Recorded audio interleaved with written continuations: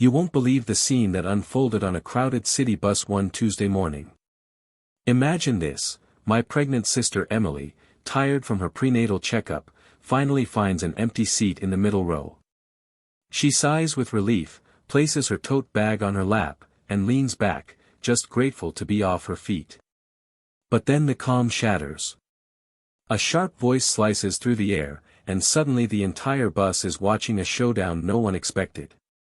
The woman at the center of it all, Karen Whitfield, our neighborhood self-proclaimed rule enforcer and president of the HOA. If you've never crossed paths with her, let me paint the picture: tall, always overdressed with a sharp glare that could freeze a river. She thrives on control. And when she spotted Emily in her favorite bus seat, chaos was inevitable. Karen marched down the aisle, her handbag swinging like a weapon. "Excuse me," she snapped, pointing at Emily. "That seat is mine. I sit there every morning." Emily blinked, trying to process what she just heard. "I'm sorry," she asked, keeping her voice polite. Karen crossed her arms. "Get up. That's my seat. Everyone knows it. I don't care if you're carrying a baby. I sit there." You could feel the tension coil tight like a wire about to snap. Half the bus fell silent. The other half whispered under their breath. Some shook their heads. One man muttered, "Are you kidding me?" But Karen wasn't kidding. Emily, who was in her third trimester and visibly exhausted, pressed her hand to her belly and tried to stay calm. "Ma'am, I don't think bus seats work that way. They're first come, first served." Karen let out a laugh that wasn't a laugh at all. It was sharp and dismissive. "Don't lecture me about rules. You don't even live up to the standards in our neighborhood. So, don't pretend you know what's fair." That's when it clicked for Emily. This wasn't just about a bus seat. Karen was dragging HOA drama into public space, humiliating her in front of strangers. The bus driver kept his eyes on the road, clearly hoping it would resolve itself, but the passengers weren't letting this slide. A college student near the front spoke up. "Lady, she's pregnant. Sit somewhere else." Another added, "You don't own the bus." Karen's face flushed crimson, but she doubled down. "I have priority. She can stand. Pregnant women need exercise anyway." That was it. Gasps, groans, and then one brave passenger pulled out their phone to start recording. And that right there is when things truly began to spiral. The moment that phone camera came out, the atmosphere inside the bus changed. People shifted in their seats, leaning in to witness every second. Karen might have thought she had the upper hand, but now she wasn't just arguing with my sister. She was performing in front of an audience that wasn't on her side. Emily kept her composure, though I could see her jaw tighten when she told me the story later. She calmly replied, "I'm not giving up my seat. I'm carrying a child and I'm staying put." Her voice wasn't loud, but it carried a quiet strength that made people nod in agreement. Karen, of course, wasn't impressed. She tilted her chin up and sneered. "You're all acting dramatic. I sit here every day. It's called respect. Something this generation clearly lacks." A ripple of laughter broke out, which only seemed to fuel her anger. A middle-aged woman in the back who looked like she'd seen her share of bus drama shouted, "Respect goes both ways, honey. That lady's pregnant. Sit your behind somewhere else." Karen whipped her head around, glaring daggers at the woman. "Mind your business," she snapped. But the bus was no longer her kingdom. People were chiming in left and right. A teenager with earbuds dangling around his neck said, "We're all paying the same fare. Seats aren't reserved." The man recording muttered, "Keep going, Karen. This is gold." Emily, despite the stress, tried to de-escalate. "Please," she said gently.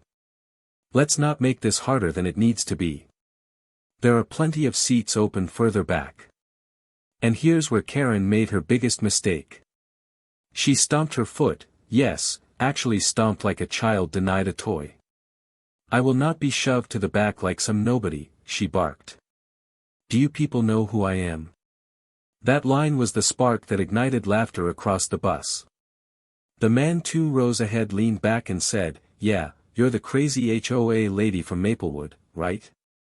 A few others chuckled knowingly. Apparently, Karen's reputation traveled further than she realized. Her face went rigid, and for a second, I thought she'd retreat, but instead she tried to grab Emily's tote bag as if yanking it would intimidate her. That's when the bus driver finally intervened. "Ma'am." His voice thundered down the aisle, sharp and commanding. "Sit down or get off my bus." The passengers erupted in applause. Some whistled. Some shouted, "Thank you." Karen froze, looking around as though the world had turned upside down. But the world hadn't changed.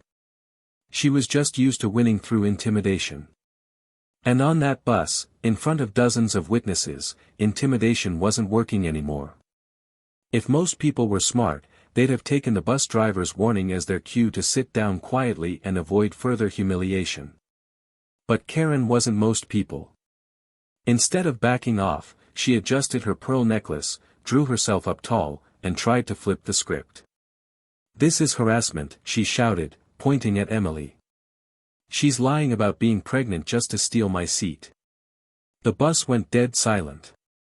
Even Emily's eyes widened in disbelief. Her belly was visibly round. There was no faking it.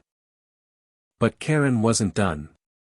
"Anyone can shove a pillow under a shirt," she added, her voice shrill. That was the breaking point for the passengers. The same man recording shook his head, turning his phone so everyone could see the red recording light. "Lady, the whole internet's going to know how ridiculous you are. You're about to go viral." Someone else near the back added, "She's clearly pregnant. Are you blind or just mean?" Another voice followed, "Mean. Definitely mean." Laughter rippled through the crowd. Emily, though hurt, stood her ground. She placed her hand protectively over her stomach and said firmly, "Stop trying to shame me for something you can't control. I'm not moving." But Karen wasn't finished embarrassing herself. She stormed toward the driver, ignoring his warning. You can't let people like her make a mockery of rules. She should be fined or banned from riding. The driver gave her a stare so cold it could have frozen fire. "Lady, the only person causing problems on this bus is you. If you don't sit down right now, you're getting off at the next stop." The passengers erupted again. Cheers, claps, a few playful chants of "off, off, off." The energy was electric, like the whole bus had bonded in solidarity against her nonsense. Karen turned back, but for the first time, she looked unsure. She scanned the faces around her, every single one glaring, laughing, or holding up a phone to capture her tantrum. Her power had evaporated.